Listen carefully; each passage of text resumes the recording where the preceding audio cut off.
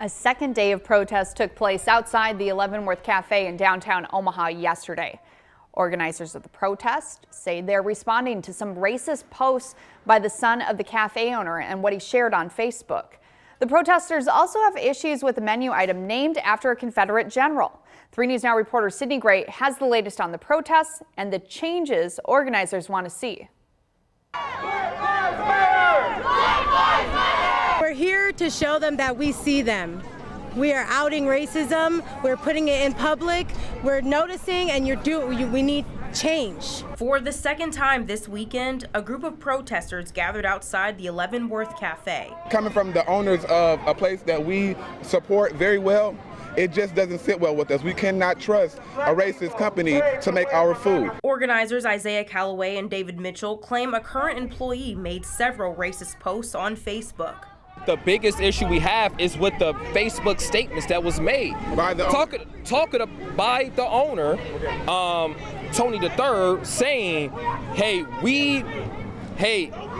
they need 5% of the protesters need to be used as target practice, and the rest of the 95% of them will move away once they see the 5% of them. Tony Caniglia III is the son of Tony Caniglia Jr., the owner of Leavenworth Cafe. In response, the restaurant posted this update on Google Sunday morning. Due to the protests lately trying to link Tony Caniglia, owner of the Leavenworth Cafe, to a negative post on Facebook that was not made by him, there have been many negative reviews. We have 44 years of history behind us. Our staff and customers are at the heart and soul of the Leavenworth Cafe. Thank you for your patronage. The owner, Tony Caniglia Jr., wouldn't discuss the matter on camera, but he says after trying to negotiate with organizers several times, nothing was accomplished. Organizers live streamed those meetings on Facebook where they discussed changes they wanted to see, including updating the name of an item on the menu named after Confederate General Robert E. Lee. They did agree early this morning to switch it out with either Rosa Parks or Martin Luther King.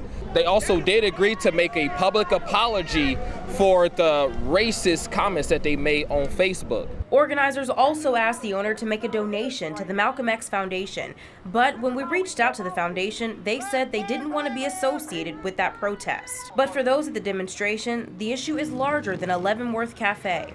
All lives cannot matter until Black lives matter. They really cannot. Right now, our Black families are important. They are dying. They're being murdered. We need to help. We need to support. We need to say something. We need to take a stand next to them. In Omaha, Sydney Gray, 3 News Now.